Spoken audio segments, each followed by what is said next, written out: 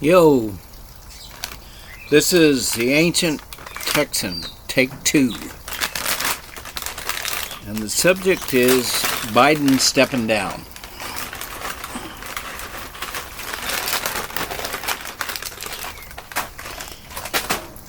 And the only reason I think you should listen to me about this is I have some experience with getting old.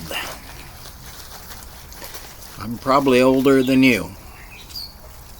If you're watching this on X.com, probably very little chance that you're older than me.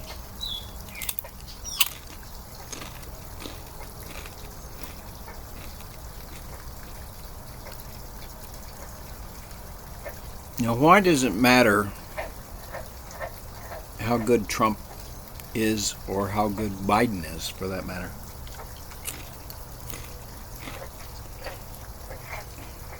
Have you ever had a woman that you said brings out the best in you?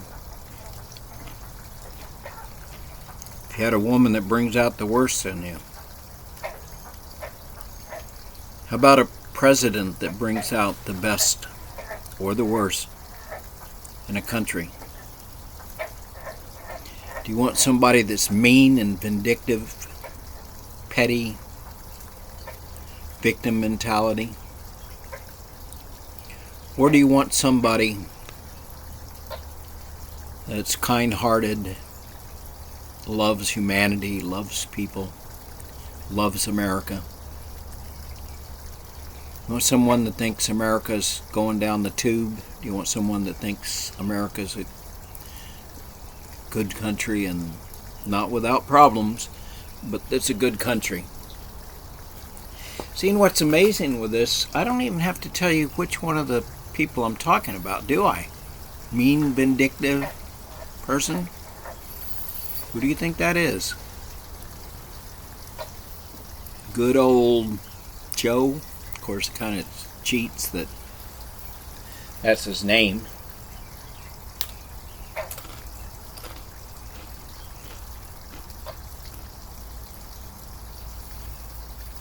Who lowered the tax for the rich? Who put a broad infrastructure program in? Of course, all of that stuff is not really the issue right now. The issue is how good a president is either of them going to be in the future? And will they bring out the best in America?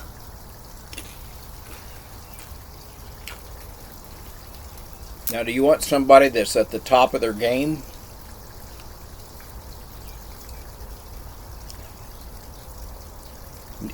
Nobody can think actually about either of these two people that there's somebody at the top of their game.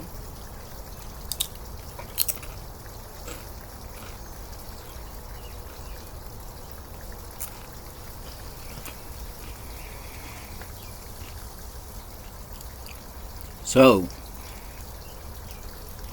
what do you want America to look like for your children, for your grandchildren? Mean and vindictive?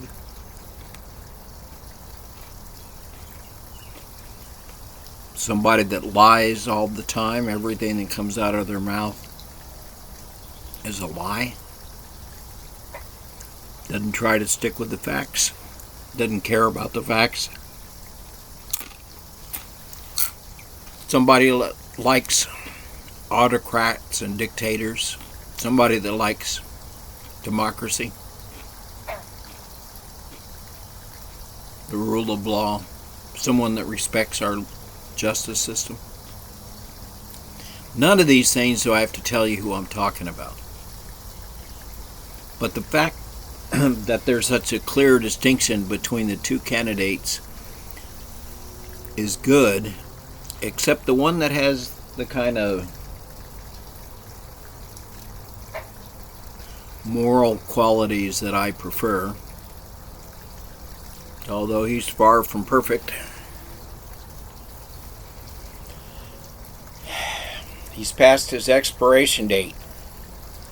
I know a little bit about expiration dates. I talk slower now. I'm more deliberate. I'm also a little kinder and more humble than I was before. But there's moments I can't find the word, and I have to use my relatively large vocabulary and switch to a new word, or I sit there silent. Or if it's just my wife around, I'll say, "What's the name of that person?" I'm pretty good about remembering the first letter of a name, and she gets the rest of it for me.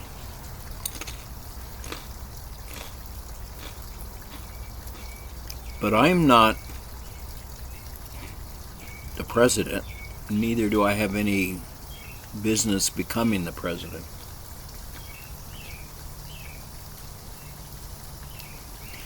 The debate situation was 10% of the top stressful moments.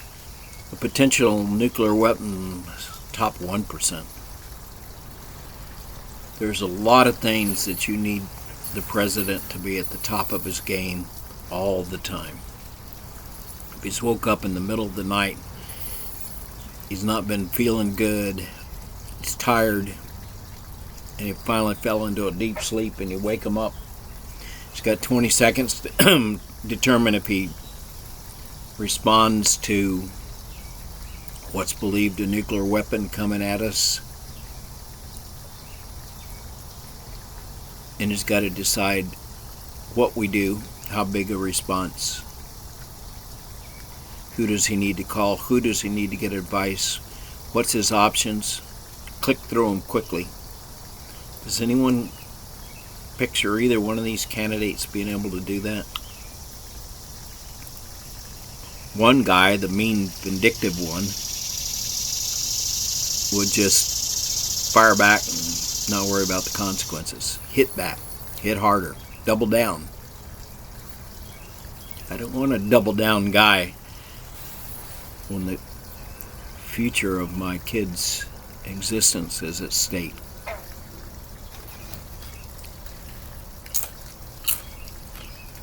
I also don't want a guy, I can't remember what the hell the subject is and what he was trying to say or where he was trying to go with the conversation. Will Biden be better in the future on a debate?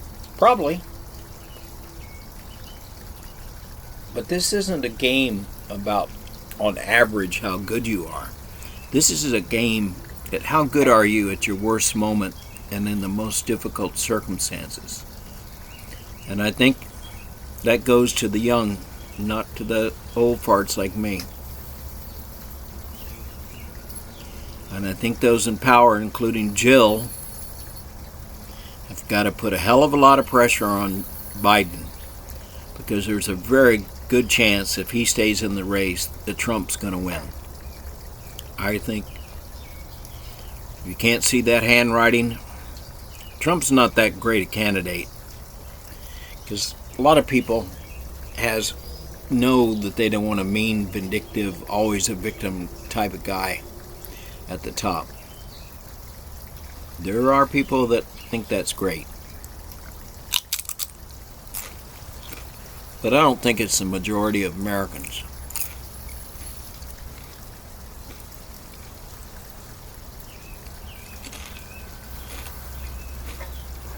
But neither did the majority of the Americans want to see the guy that was in that debate in charge of our world. Sorry.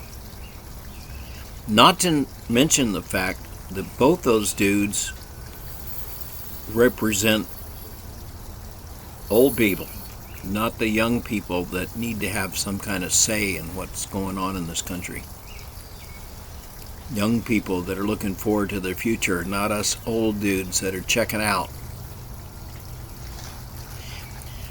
See, for me, I mean, I can imagine better or worse futures for me, but it's not, the issue is not me. It's my grandson. It's my children. I care a lot about the world they grow up in. I don't want old dudes actually deciding that. Somebody that's a little bit old and wise, that might be somebody that's 50, might have some good input.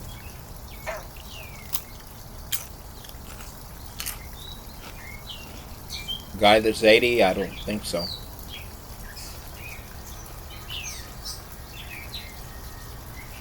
A guy that's felon, molested women. Of course, he's just a victim. None of that ever happened.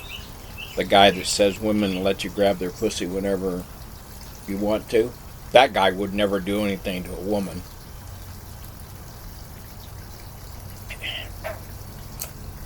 That's just being stupid if you believe that. When someone tells you who they are, listen. Trump's told us plenty of time.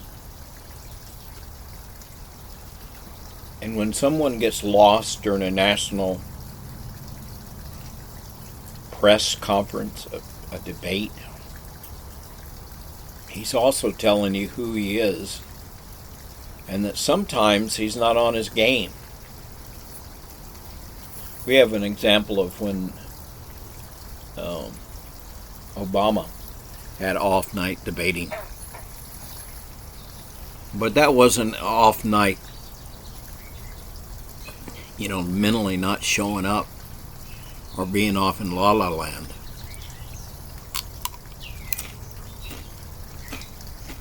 He wasn't at his confident best.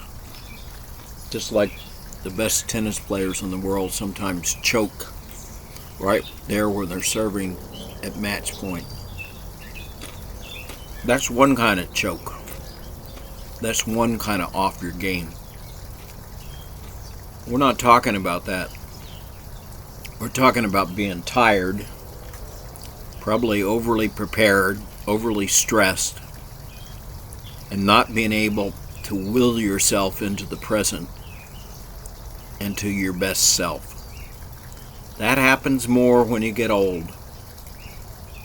And we want somebody that's on the game 99% of the time. We cannot afford to have a president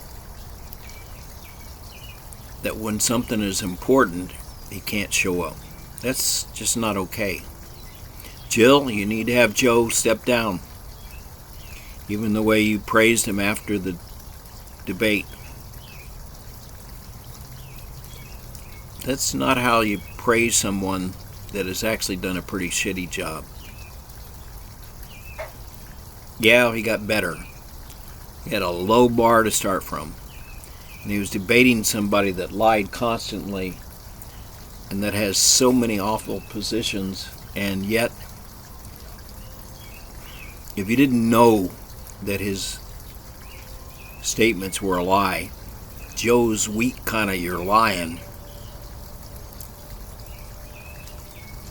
And being able to articulate that, it just didn't happen. This is important. Take it from an old dude. This is not okay.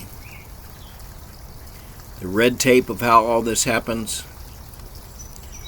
I'm sure somebody can figure it out. The stakes are too high here. This is way too damn serious. I'm sad that it's like this. I'm fearful that we're going to let this go down the tube. That Joe's going to let this go down the tube.